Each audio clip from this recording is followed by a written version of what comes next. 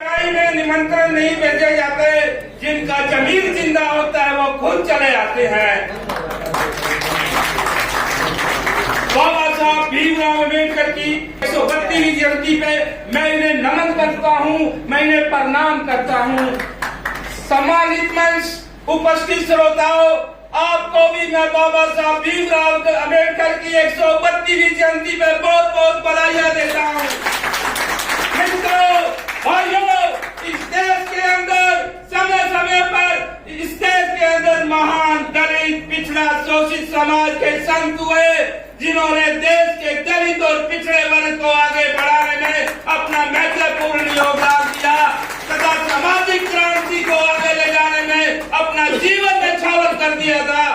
ऐसे ही महान संत राजनेता हुए महात्मा कबीर, ज्योतिराव फूले, प्रकाश नारायण, महात्मा फूले और ये रामनाथ स्वामी पैरियर और रविदास संत जैसे महान संत और नेता हुए, जिन्होंने देश के दलित और पिछड़ों को आगे बढ़ाने के अंदर अपना योगदान दिया और इन समाज के प्रति हमेशा कृतज्ञ रहे और लड़ाइयाँ लड़ते लड़ते अपने नाम सवर्ण अक्षरों के अंदर लिखा कर गए। इसी तरह इस देश के अंदर बाबा साहब भीमराव अम्बेडकर जैसा राजनेता और अवतारी संत पैदा हुआ, जिसने देश के अंदर दलित और पिछड़ों को आगे बढ़ाने के अंदर अपना महत्वपूर्ण योगदान दिया।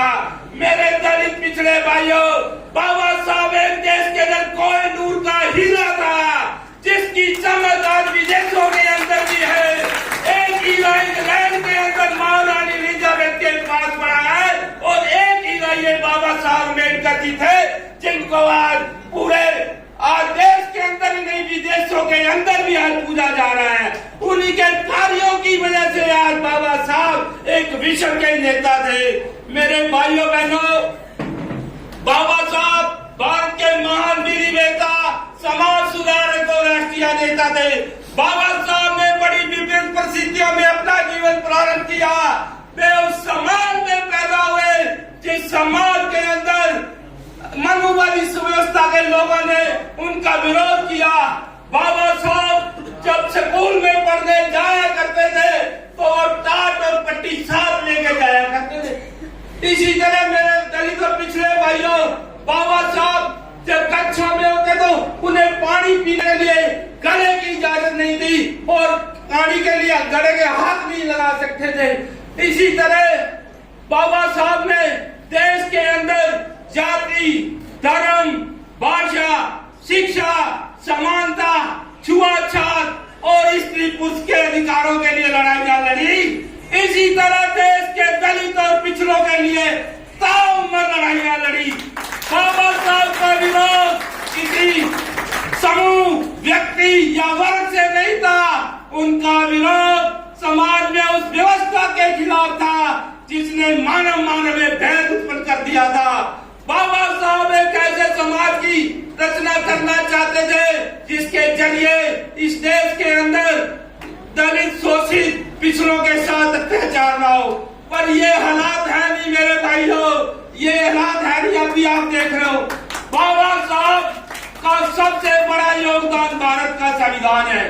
बाबा साहब ने अनेक देशों के संविधानों में ग्रंथों का अध्ययन किया तथा अपने प्रगतिशील विचारों के आधार पर एक ऐसा संविधान बनाया जिसके जरिए देश के अंदर जाति, धर्म, भाषा, शिक्षा, समानता, छुआछूत का कानून बना के सदा के लिए अंत कर दिया। पर ये हालात है नहीं। अभी कानून है तो भी शोषण इस देश के अंदर हो रहा है मेरे भाइयों, ये देख लो आपके सामने है।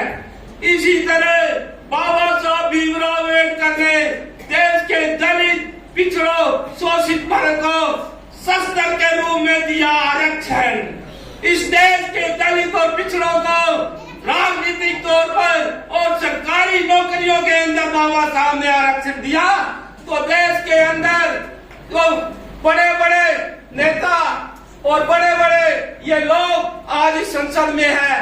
बाबा साहब ने राजनीतिक तौर पर आरक्षण दिया तो देश की संसद और विधानसभा में आप लोग पहुंचे। बड़े ये लोग आज इस संसद में हैं। बाबा साहब ने राजनीतिक तौर पर आरक्षण दिया तो देश की संसद और विधानसभा में आप लोग पहुंचे।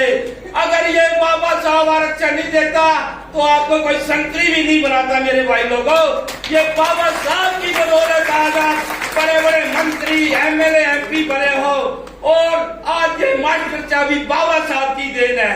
इसी तरह देश के दलित पिछड़े सामाजिक वर्ग को बाबा साहब ने सरकारी नौकरियों में आरक्षण दिया तो देश की आईएएस, यूपीएस, आईएएस जैसी बड़ी बड़ी पोस्टों के अंदर आपके समाज लोग पहुंचे। अगर बाबा साहब ये आरक्षण दिया तो बड़े बड़े डिप्टी कमिश्नर, पुलिस अधीक्षक, बड़े बड़े पदों पे आप आरक्षण के जरिए पहुंचे। अगर ये बाबा साहब आरक्षण नहीं देता तो मेरे भाइयों आपको कोई पीएनबी नहीं लगने देता, पीएनबी नहीं लगने देता। इसी तरह मेरे देश के भाइयों, बाबा साहब ने बहुजनिताए, बहुजन सुखाए का नारा दिया। बाबा साहब किसी वर्ग विशेष का विरोध नहीं था, उनके अंदर सभी वर्गों की सोच थी।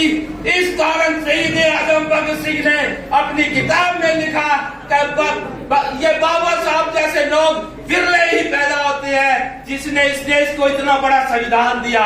इसलिए उन्हें देश के अंदर भारत रत्न ये सम्मानित किया गया। इस देश के अंदर बाबा साहब के बनाए कानून और ये धरोहर है, आप उनको बचा कर रखो। आज देश के अंदर कानून तोड़ने की जो बातें की जा रही है और लोगों के अधिकार बदले जा रहे हैं, इस पर आपको विरोध करना चाहिए। बाबा साहब का जीवन एक आईने की तरह है भाई लोगों, बाबा साहब का जीवन एक आईने की तरह है। बाबा साहब ने भेदभाव मिटाया। इसी तरह अफ्रीकी राष्ट्रीय नेल्सन मंडेला ने अफ्रीका के अंदर काले और गोरों का भेदभाव मिलाया, उनको सजा हुई लेकिन अंतिम तो लड़ाइयां लड़ी और अफ्रीका के अंदर काले और गोरे का भेदभाव मिलाकर मानव में भाईचारा पैदा किया। यही हालात हमारे देश के अंदर है। आज देश के दलित और पिछड़ों के अंदर ऐसी हालात बने हुए हैं। आज इस सरकार के अंदर और वहाँ आज इस देश के अंदर इस सरकार ने मौजूदा ने दलित और पिछड़ों का आरक्षण तोड़ा, इनका विरोध हुआ पूरे देश के अंदर। तो इस सरकार ने नमस्ते हो गए, दोबारा अमेंडमेंट पास करके इनको कानून में अधिकार दिया। ये सबसे बड़ी बात है।